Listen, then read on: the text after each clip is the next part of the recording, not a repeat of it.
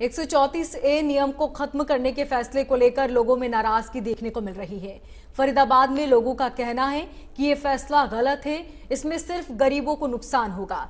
जो गरीब परिवार अपने बच्चों को 134 ए के नियम के तहत निजी स्कूलों में पढ़ा रहे थे, वो अब ऐसा संभव नहीं हो पाएगा, जिससे न सिर्फ गरीब परिवार की जेब पर इसका असर पड़ेगा, बल्कि गरीब परिवार का बच्चा उच्च शिक्षा लेने से वंचित रह जाएगा। कुछ लोगों का कहना है कि 134 ए नियम के तहत कुछ ही गरीब परिवारों को फायदा मिल रहा था, अमीर परिवार ही 134 ए के तहत फायदा उठा रहे थे।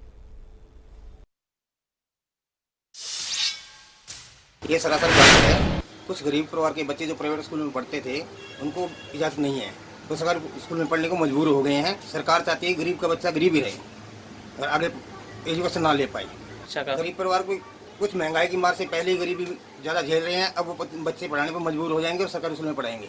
नहीं, वो किसी भी प्रकार से सार्थक नहीं हो रहा। सबका साथ सबका विकास का तो उनका जो फॉर्मूला है वो बेबुनियाद है और ऐसे लगता है जैसे बिल्कुल खोखला है। उसमें कोई भी सरकार का ऐसा ठोसपन नहीं नजर आता कि सरकार अपने किसी 24 सूत्रीय का मतलब जो कहते हैं कि भाई हम 20 सूत्री, कभी कहते हैं हम 30 सूत्री, कभी कहते हैं हम 24 सूत्री कार्य मतलब हम अपने नियम बना रहे हैं, कार्यक्रम कर रहे हैं, उन पे बिल्कुल भी खरी नहीं उतर रही है। ये बहुत ही गलत है। कुछ गरीब परिवार के बच्चे जो प्राइवेट स्कूलों में पढ़ लेते थे, लेकिन अब सरकार ने इतना गलत कर दिया है कि वो अपने बच्चों को अब प्राइवेट स्कूलों में नहीं पढ़ा सकते।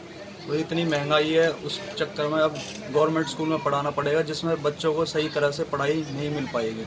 ये तो बहुत ही गलत हुआ है जो सरकार ने ये सुविधा बंद करी है, और क्योंकि इसमें गरीब के बच्चे अच्छे से पढ़ लेते थे, उनका भविष्य बन जाता था, उनके माता पिता को टेंशन नहीं रहती थी। पहले जो किया बहुत अच्छा किया, और अब वैसे भी एडमिशन का टाइम चल रहा है और एडमिशन के दौरान सरकार ने क्या कहती है सुविधाएं हटा दी। तो होगा जिनके जो पढ़ा सकते हैं वो तो पढ़ा लेंगे, लेकिन जो नहीं पढ़ा सकते उनके बच्चे घर बैठेंगे, वही होगा, फिर बाल मजदूरी शुरू हो जाएगी। इसी वजह से क्या कहते हैं छोटे छोटे बच्चे काम पे